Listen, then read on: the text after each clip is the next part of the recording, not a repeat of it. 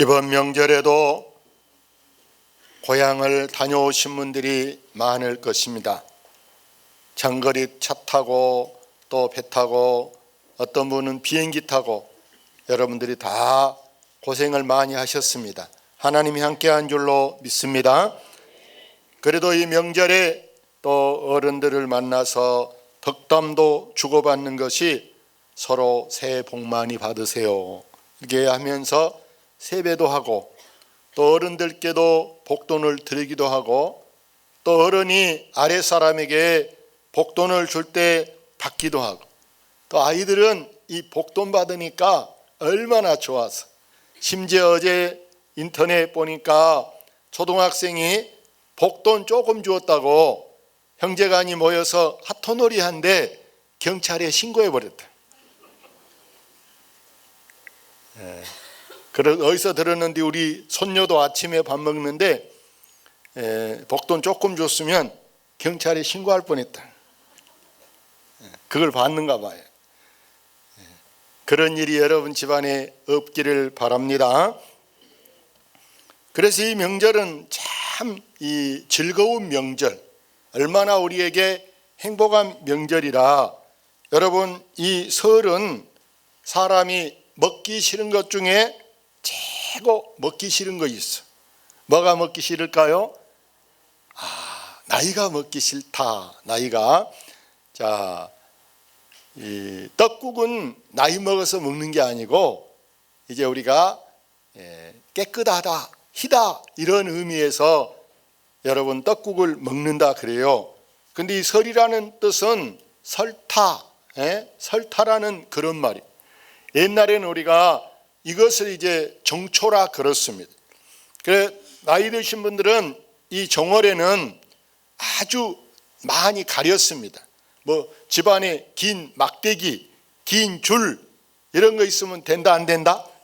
안 된다. 뱀 나온다. 이렇게 생각하고 엄청 이 정월에는 이제 아예간에 가리는 게 많았습니다.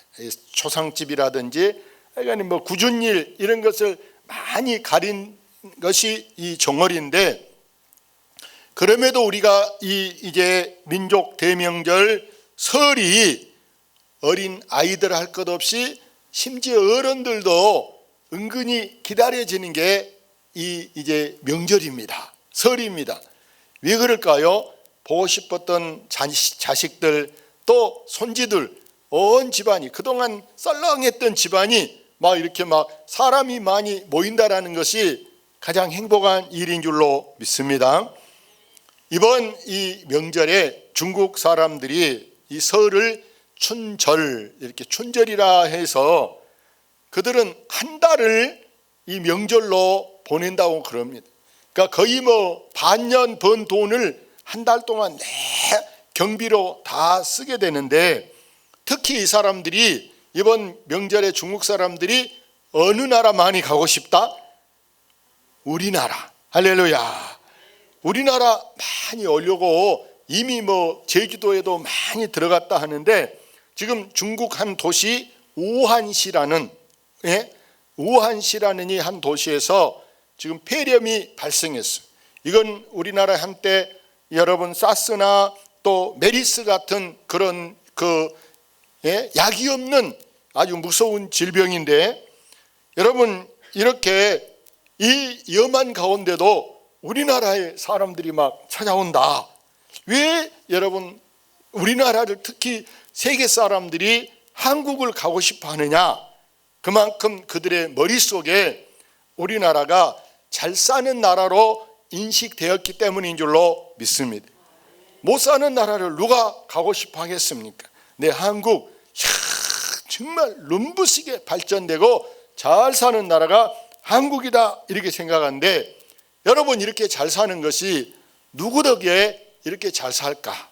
정치하는 지도자들이 물론 뭐 박정희 대통령 이런 분들이 새마을 운동을 펼쳐서 정말 우리나라가 구석구석 여러분 보세요. 지분 개량도 하고 도로도 넓히고 이렇게 많은 변화가 와서 그 바탕이 여기까지 오지만 근본적으로는 그보다 더 여러분 누가 보호하사?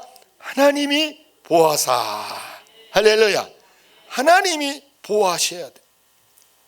특별히 오늘은 이제 우리가 이 고향이 좋은 것은, 고향은 여러분 나를 낳아준 곳이 고향이고, 내가 이 어렸을 때 이 큰 것이 바로 중마고들과 어린 그 깨벽장기 친구들하고 같이 자란 것이 이 고향인데, 근데 이 고향이 여러분 옛 모습 그대로 있지 않고 지금은 고향이 다 많이 변해버렸어요. 예? 옛날에는 이게 고향이다 그러면 이게 꼬랑이 막 물이 흘러가기도 하고 초가지붕들이 따닥따닥 이렇게 붙어 있기도 한데, 그런 집들은 찾아볼래야 찾아볼 수가 없고 다 지붕 계량도 돼 있고, 또 심지어는 도로도 이제 아스팔트로 포장된 도로로 이렇게 싹 변해버리고, 심지어는 농사 짓는 방법도 다 달라졌어요. 옛날에는 모내기를 하면은 양쪽에 줄을 잡고 어이 이렇게 하면서 줄을 띄면서 모내기라, 할렐루야. 보리도 다 손으로 베고 이렇게 하던 것들은 이제는 뭐 눈을 씻고 볼래야 찾아볼 수가 없이 그런 모습들은 다 사라지고 기계화가 돼버려요. 기계화. 다 왜? 일손이 없고 그러기 때문에 다 모내기를 심어도 기계로, 뭐 탈곡을 해도 기계로, 다 기계로 해버리는 수준이 됐어요. 여러분, 이렇게 사람이면 누구나 고향이 좋기는 한데, 그렇다고 해서 고향에 사는 것은 현실적으로 맞지 않습니다. 왜냐? 고향 그러면 어떻게 보면은 해먹고 살 것이 별로 없어. 해먹고 살 것이. 더구나 고향에서는 자녀 교육도 잘 맞지 않고, 또한 가족들이, 자 보세요. 아빠나 뭐 이렇게 어른들은 나 고향에 가 살고 싶다 그러면 가족들이 그래 아빠 고향에 우리가 삽시다. 한 사람은 아마 가족 중 한 명이 있으면 다행이네. 고향에 가 살고 싶다면 누구만 가라? 아빠만 가. 아빠만 가서 살아요. 오랜 여기서 살게. 심지어 우리 주변에 그래서 어떤 분들을 보면 가족이 떨어져서 진짜 아빠는 고향 가서 혼자 살고 가족들은 죽어도 가기 싫다라는 거예요. 가기 싫어. 그래서 우리는 늘 고향 그러면 마음속으로는 마냥 좋지만, 그렇다고 해서 고향이 살만한 곳은 되지 못한다고. 왜? 지금 내 환경하고 지금 내가 이게 살아야 할 그거하고는 너무 동떨어지기 때문에 고향은 마음에 그리워하는 것이고, 현실은 내가 객지에서 타향살이에서 남하고 이렇게 경쟁하면서 살아가고 있는 줄로 믿습니다. 명절이고 또 오늘 본문에 아주 중요한 이 주인공 야곱이 그동안 처가살이를 했어요. 처가살이를 지금 한 15년 이렇게 해왔는데 한 번도 이 15년 동안 고향에 간 적이 없어요. 야곱이 고향에 간 적이 없고 고향 말 입에도 꺼내 보지를 않았습니다. 그러던 사람이 갑자기 이 야곱이 자기 장인 또 애삼촌 라반이 애삼촌이고 또 장인이 됐어요. 이 라반에게 갑자기 고향 얘기를 합니다. 자, 그런데 언제 이 고향 얘기를 왜 하느냐? 그 나라는 한 남자가 여러분 여자를 여러 명 얻게 법으로 허락이 됐어요. 장가 여러분 가고 싶으면 이스라엘로 이사 가시기 바랍니다.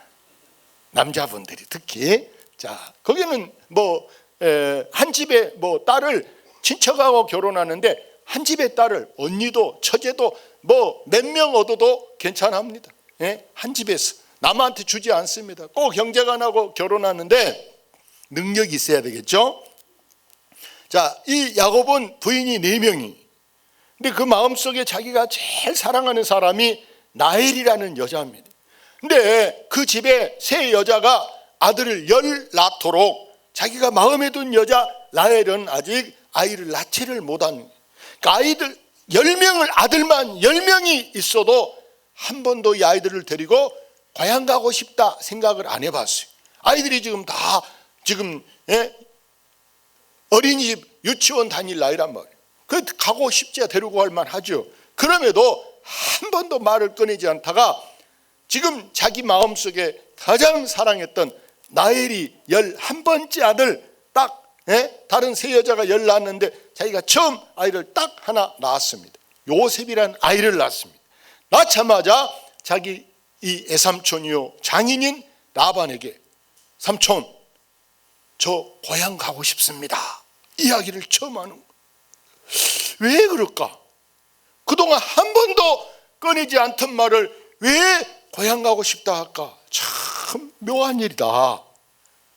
다름이 아니고 이 야곱은 그동안 낳은 그 자녀들은 별로 안 사랑한 거예요. 본의 아니게 묘하게 여자를 그렇게 여러 명 얻었잖아요. 나이를 사랑해서 애삼촌 집에서 종살이 했는데 애삼촌 이야기를 속여서 언니 두고 어떻게 하냐고 언니 주었어요. 언니가 자기를 도저히 남편이 안 사랑하니까 다른 수는 없나 하고 또 자기가 자기 몸종을 붙여서 아이를 낳았어요. 라헬이 사랑하는 남편이 지금 보니까 나하고는 아기가 안 생겨. 그러니까 내 몸종이라도 해서 아이를 낳으면 좋겠다고 여자가 셋해버린 거예요. 자기까지 4명이래. 그런데 이제 이 라헬이 보세요. 아이를 낳았단 말이에요.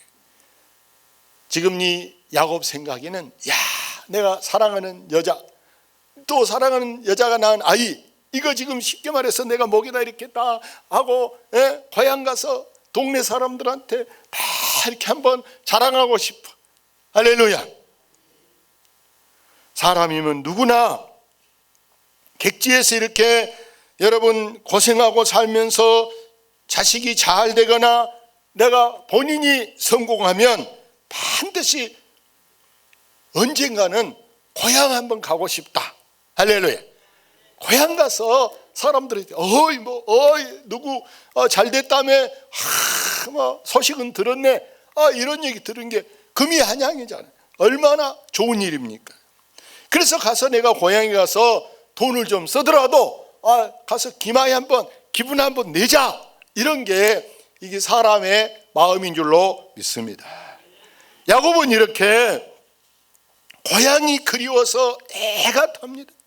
그래서 애삼촌이요 장인인 라반에게 나 고향 가겠습니다 그랬더니 다녀오라 그래라 이래야 되는 게 사람 아니에요.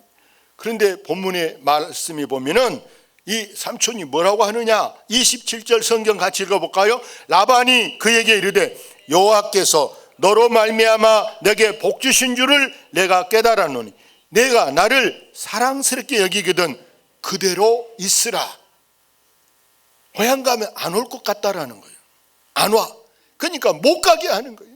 세상에 고향 가고 싶은 사람 고향 한번 간다는데 남도 아니에요. 자기 장인이요. 친애삼촌이요. 근데 못 가게 하는 거예요. 못 가게. 그럴 때 여러분 얼마나 가슴 아프겠습니까? 여러분 이 아내가 결혼해서 친정 한번 간다는데 못 가게 하는 남편, 못 가게 하는 시부모가 있다고 보세요. 그 며느리가 그 아내가 얼마나 마음으로 많이 울겠습니까? 고향 한번 간다는데 보내줘야 되지 않겠어? 선물 사서 보내서 어서 갔다 오라고 잘 갔다 오라고 보내줘야 할 것인데 못 가게 하는. 이 장인이 보세요. 이제 앞으로 돈을 벌어서 가게 지금부터 나하고 약속을 정하자. 그때 이 야곱이 뭐라 합니까? 애삼촌 집이 그동안 내가 올 때 애삼촌 집은 아무것도 없이 아주 가난하게 살았잖아요. 근데 내가 와서 하나님 이 집에 복을 주셨어요. 근데 나한테는 뭐 줬어요? 이렇게 얘기합니다. 성경 같이 보고 30절 내가 오기 전에는 애삼촌의 소유가 적더니 번성하여 때를 이루었으니 내 발이 이르는 곳마다 여호와께서 애삼촌에게 복을 주셨나요? 그러나 나는 언제나 내 집을 세우리까. 그렇습니다. 야곱의 애갓집이요 처갓집이 된 이 야곱이 오기 전에는 별것 없이 가난한 이 집이 복덩이가 이 집이 오니까 그로 인해서 이 집에 보니까 여러분 보세요. 야곱이 발이 닿는 곳마다 하나님이 복을 주셨다 한 줄로 믿습니다. 어떤 집은 그런 경우가 있어. 며느리가 들어와서 잘 되는 집. 할렐루야. 복덩이가 들어온 거예요. 어떤 회사, 식당, 작은 가게도 자기가 혼자 할 때는 잘 안 되다가 누가 와서 자기를 도와주면서부터 이게 막 급성장하게 된단 말이에요. 예? 번창하게 됐어요. 그러면 본인이 그걸 알아야 돼. 아, 이건 내가 잘해서 된 것보다 저 사람이 와서 이게 잘 됐다 그러면 월급보다 더, 여러분 회사에서도 여러분 잘하면 성과금이라는 걸 주잖아요. 맞습니까? 성과금을 줍니다. 그걸 우리가 누가 와서, 예를 들어 우리 교회 뭐 부목사가 왔는데 그 사람이 온대로 교회가 몇 배 커졌다 그러면 교회 하나 지어주는 거 당연한 일 아니겠냐 그 말이에요. 아멘. 근데 하도 못 해놓고 교회 지어주라면 그건 도둑이죠. 잘했으면 잘한 것에 대한 대가가 필요한 거예요. 잘한 것에 대한. 그래서 여러분은 잘하면, 여러분 집사의 직분을 잘한 자들은 아름다운 지위를 얻는다. 아멘. 그게 뭔 얘기예요? 장로가 되기도 하고 권사기도 되기도 한다는 얘기 아니겠어요? 여러분은 잘하면 지위를 얻는 거라니요. 지위를. 할렐루야. 근데 못하고 지위를 다 하려고 그러면 곤란하죠. 못하고. 이 야곱처럼 여러분도 복 있는 사람이 되시기를 주의 이름으로 축원합니다. 그래서 이 예삼촌을 보세요. 이 복덩이가 나가버릴까 봐 놓치지 않으려고, 야곱아 앞으로 품삯을 정하자. 그리고 네가 우리 집에 더 있어달라. 야, 6년이나 더 있어줘. 6년이나. 사랑하는 여러분, 지금도 이렇게 고향이 그리워도 고향을 못 가는 사람이 있어요. 못 가는 그 사람의 심정이 얼마나 마음이 아프겠습니까? 목사님들도 오늘이 지금 딱 주일에 어제가 설이잖아. 근데 고향이 먼 사람들이 가까운 뭐 전라도권이 고향이면은 이미 뭐 그제 저녁에 갔다 어제 오고 그래도 되지만, 이 작은 교회들은 뭐 어제 아침도 새벽기도, 오늘 아침도 시골에 막 이런 분들은 또 안 하면 큰일 난 줄 알아요. 그러니까 뭐 누구한테 시킬 일도 없고 그런 분들은 오늘 오후에 목사님들도 다 이제서야 예배 드리고 간다라는데, 여러 군데 카톡해보고 전화해보니까 아직 못 갔다라는. 그 목사님들만 못 갑니까? 여러분 북녘에 고향을 둔 저 실향민들, 고향에 가고 싶어도 고국에 가고 싶어도 못 가고 타국에서 와서 살고 있는 외국인들, 여러분 고향에 이번에 가겠습니까? 뿐만 아니라 여러분 병원에 입원해 있으면서, 요양병원에 있거나 이런 데 있는 분들이 보세요. 집에 누가 데려가요?